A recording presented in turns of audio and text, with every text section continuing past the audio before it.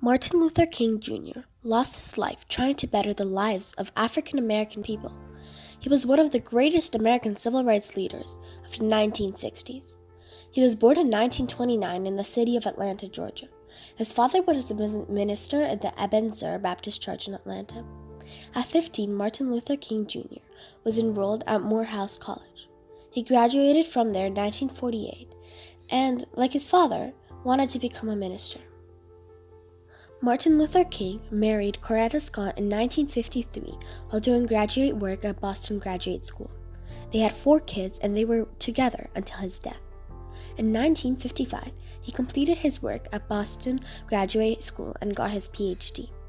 By this time, Martin Luther King was a well-known civil rights activist who was attempting to get rid of discrimination and to overthrow the unfair segregation laws in the South.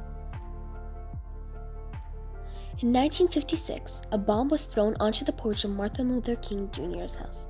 Again, in 1956, another bomb was thrown onto his porch. Luckily, both times the bombs did not explode. In 1956, King was also arrested on charges of hindering operations of buses without legal cause. In 1956, he published a book called Stride Towards Freedom, The Montgomery Story.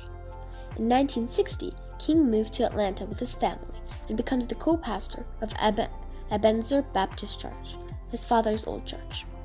In 1962, Martin Luther King was convicted of leading a march in Albany that is known as I Have a Dream speech. That speech was an inspiration to millions of African American people. Martin Luther King led a protest against segregated buses. It started when an older lady named Rosa Parks, who is now famous for not giving up her seat, was arrested. Martin Luther King Jr. was a very powerful speaker.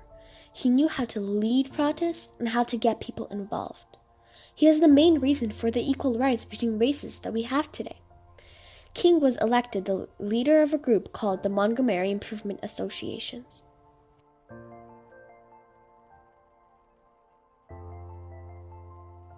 After the protests started by the Rosa Parks issue, Martin Luther King encouraged others to boycott the segregated buses also.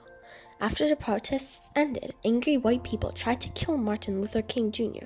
by bombing his house. The attempts were unsuccessful. To make a battle against nonviolence stronger, Martin Luther King Jr. and many other African American ministers formed the Southern Christian Leadership Conference. During the 60s, young African American college boys started sitting at the white tables. The protests were broken up by the Southern police, who used police dogs and fire hoses.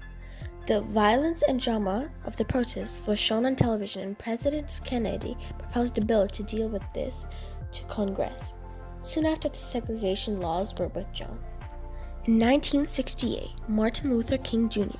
was given a speech in Memphis, Tennessee, called I've Been to the Mountaintop, in front of a huge crowd, when an escaped convict named James Earl Ray shot him. The speech was for striking African American garbage men. He died on April 4, 1968. The assassin was convicted and sentenced to only 9 years in jail. Today in January, on his birthday, we have the national holiday to celebrate